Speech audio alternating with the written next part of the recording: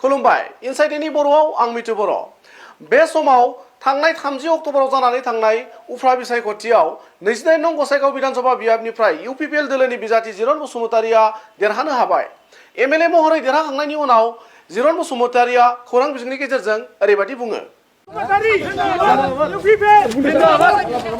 আজি বহুত আনন্দ লাগিছে মনত, কাৰণ আজি ৰাইজে আমাক উন্নয়নৰ স্বাৰ্থত ভোট প্ৰদান কৰিলে। আমাৰ 28 নম্বৰ গছগাঁও সমষ্টি ভাই ৰাইজে আমাৰ মিত্ৰজোঁটৰ লগত থাকি আমাৰ এই অঞ্চলখন উন্নতি কৰিবৰ কাৰণে আজি ওলাই আহিছে। তাৰ কাৰণে ৰাইজক বহুত বহুত ধন্যবাদ জ্ঞাপন কৰিছোঁ, কাৰণ আমাক উন্নয়নৰ আমাৰ কাৰণে বহুত প্ৰয়োজন হৈছিলে। গতিকে মই প্ৰথমতে থেংকছ দিব খুজিছোঁ আমাৰ ভাৰতৰ যিজন প্ৰধানমন্ত্ৰী নৰেন্দ্ৰ মোদীজী, তেখেতৰ যিটো শ্লোগান সবকে সাথ সবকে বিকাশ, এইটোক লৈয়ে আজি আমাৰ অসমতো আমাৰ সন্মানীয় যিজন বলিষ্ঠ আমাৰ অসমৰ মুখ্যমন্ত্ৰী ডাঙৰীয়া ডক্টৰ হিমন্ত বিশ্ব শৰ্মা ডাঙৰীয়া, আৰু লগতে আমাৰ বিটিআৰৰ চিফ প্ৰমোদ বড়ো ডাঙৰীয়া, আৰু আমাৰ অসমৰ কেবিনেট মিনিষ্টাৰ ক্ৰমে আমাৰ ইয়াতে আছে অশোক সিংগলজী, ইউজি ব্ৰহ্ম ডাঙৰীয়া, আকৌ চেণ্ট্ৰেলৰ যিজন মিনিষ্টাৰ আছিলে আমাৰ সৰ্বানন্দ সোণোৱালজী, লগতে আমাৰ অসম ৰাজ্যিক বিজেপিৰ সভাপতি ডাঙৰীয়াৰ লগতে যিমানবোৰ আমাৰ মিনিষ্টাৰসকলে বা আমাৰ ইএমসকলে বা আমাৰ দুয়ো দলৰ বা মিত্ৰজোঁটৰ কৰ্মকৰ্তাসকল আমি একেলগে কাম কৰিছোঁ। আৰু লগতে এজিপিৰ পৰা আমাৰ সন্মানীয় অতুল বৰা ডাঙৰীয়াৰ লগতে আমাৰ মিত্ৰজোঁটৰ বিষয়ববীয়াসকলৰ লগতে আমাৰ যিমানবোৰ কৰ্মীসকল আছিলে, তেখেতসকলৰ দিনে ৰাতিয়ে যেনেকৈ শ্ৰম কৰি ৰাইজৰ লগত থাকি আমাৰ বিটিআৰ তথা অসমৰ উন্নয়ন আমি কেনেকৈ কৰিব লাগে এই লগত আলোচনা কৰাৰ পিছত ৰাইজে এটা কথা উপনীত হৈছে যে নিশ্চয়কৈ আমি চৰকাৰৰ লগত বা মিত্ৰজোঁটৰ লগত থাকি আমি কাম কৰিব বিচাৰিছোঁ। তাৰ কাৰণে আজি মিত্ৰজোঁটৰ মই প্ৰাৰ্থী হিচাপে মোক যেনেকুৱা ধৰণৰ নিজৰ বহুমূলীয়া ভোট প্ৰদান কৰি মোক জিকাই দিলে, তাৰ কাৰণে মই ৰাইজক বা আমাৰ 38 নম্বৰ সমষ্টি ভাইৰ আমাৰ সন্মানীয় যিসকলে মোক ভোট প্ৰদান কৰিলে সকলোলৈ মোৰ অন্তৰৰ পৰা মই আন্তৰিক শুভেচ্ছা জ্ঞাপন কৰিছোঁ। আৰু পিছলৈ মই এইটো আশা ৰাখিব বিচাৰিছোঁ নিশ্চয়কৈ ৰাইজে তেনেকুৱা ধৰণৰ যেনেকৈ আমাক সঁহাৰি জনাইছে, ৰাইজৰ সঁহাৰিক লৈ পেলাই বা ৰাইজৰ মূল্যৱান ভোটক লৈ পেলাই মই জিকি যোৱাৰ পিছত অহাকালিৰ পৰাই মই ৰাইজৰ কাৰণে কাম কৰিম।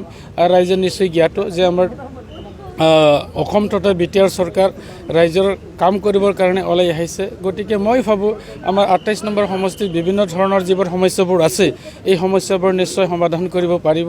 আৰু আপোনালোকে নিশ্চয়কৈ জানে আমাৰ 28 নম্বৰ সমষ্টি বুলি ক'লে ইয়াত বানপানী আৰু গৰাখহনীয়া এইবোৰ সমস্যাবোৰ আছে, আকৌ ৰাস্তা ঘাটৰ সমস্যাটো আছেই, আকৌ বিশেষকৈ যিটো আমাৰ কাৰণে অতিকৈ প্ৰয়োজনীয় এইটো হ'ল বিদ্যুতীকৰণ। আমাৰ 30% গাঁও আজি তাৰিলৈকে বিদ্যুতীকৰণ হোৱা নাই, এইবিলাকক লৈয়ে কাম কৰিম। আৰু লগতে আমাৰ যিটো লক্ষ্য, আমাৰ অসম চৰকাৰৰ যিটো লক্ষ্য, আমাৰ বিটিআৰ চৰকাৰৰ যিটো লক্ষ্য, এইটো হৈছে কি আমি আমাৰ নিবনুৱাসকলক সংস্থাপন আমি দিবৰ কাৰণে চেষ্টা চলাই আছোঁ। এইটো কাম বৰ হ'ব। আৰু লগতে আপোনালোকে নিশ্চয়কৈ জানে আমাৰ মহিলাসকলৰ সমস্যা, আমাৰ আই মাতৃসকলৰ সমস্যা, লগতে আমাৰ কৃষকসকলৰ সমস্যা, এবোৰী সমস্যা যিবোৰ আছে এইবিলাকৰ এটাৰ পিছত এটা আমি অসম আৰু আমাৰ বিটিআৰ চৰকাৰ একেলগে লৈ পেলাই কাম কৰিম। আৰু আটাইতকৈ ডাঙৰ কথাটো হ'ল কি আমাৰ সন্মানীয় CM ছাৰে ইয়াত 4-5বাৰমান কেম্পেইন কৰাৰ পিছত এটা আশ্বাস আমাক দিছে যে 28 নম্বৰ যিটো সমষ্টি আছে গোসাইগাঁওখন, এই সমষ্টি অসমৰ 126খন সমষ্টিৰ ভিতৰত এটা পিছপৰা সমষ্টি। গতিকে এই অঞ্চলৰ উন্নয়নৰ কাৰণে নিজে দায়িত্ব লৈছে, এইটো আমাৰ কাৰণে বহুত গৌৰৱৰ কথা। মই ভাবোঁ অহাকালিৰ পৰাই আমাৰ যি আলোচনা চলিব নিশ্চয়কৈ আমাৰ এই 28 নম্বৰ সমষ্টিৰ উন্নয়নৰ কাৰণে আমাৰ সন্মানীয় CM ছাৰ তথা বিটিআৰ চিফ ডাঙৰীয়াই নিশ্চয়কৈ তাৰ কাৰণে ভালদৰে চালি জাৰি পেলাই উন্নয়নৰ দিশত অগ্ৰগতি হৈ পেলাই কাম কৰিব। কিমান ভোট লাভ কৰিছে আপুনি? তো মই 58,000+ ভোট মই লাভ কৰিব সক্ষম হৈছোঁ। আৰু ইয়াৰ ভিতৰত যদি ব্যৱধানটো চোৱা যায় 27,000 ছামথিং 28,300 ভোটত আমি ব্যৱধান জিকিছোঁ। আপুনি এবাৰ প্ৰথমবাৰ বিধায়ক হিচাপে নিৰ্বাচিত হৈছে, আপোনাৰ কেনে লাগি আছে? প্ৰথমবাৰ বিধায়ক হিচাপে নিৰ্বাচিত হোৱাত মই এনেকা মানে এটা গধুৰ দায়িত্ব আছে মোৰ ওপৰত আহিল বুলি মই ভাবোঁ কাৰণ এই 28 নম্বৰ সমষ্টিৰ কাৰণে যিমান মোৰ কৰিবলগীয়া কাম আছে এইটো কৰিবৰ কাৰণে হ'লে নিশ্চয় এটা গধুৰ এটা বজাই হয় গতিকে তথাপিওতো মই আগতে কৈছোঁ যে আমাৰ অসম চৰকাৰ তথা বি টি আৰ চৰকাৰৰ লগত একেলগে থাকি পেলাই বা আমাৰ ঊৰ্ধ্বতম মহলৰ লগত আলোচনা কৰি পেলাই এই অঞ্চলৰ কাম কাজৰ কাৰণে বা আমি কেনেকৈ কৰিব লাগে এইটো লৈ পেলাই কাম কৰি যাম বৃদ্ধি পাব লাগিছিল নেকি ভোটৰ সংখ্যা বৃদ্ধি পাব লাগিছিল ঠিকেই আজি তাৰিখত আপোনালোকে দেখিবলৈ পাইছে যিটো ফল পাৰ্চেণ্টেজ এইটো অলপ লেছো হৈছে এইটো বেছি হ'লে আকৌ ব্যৱধানটো বাঢ়ি গ'লহেঁতেন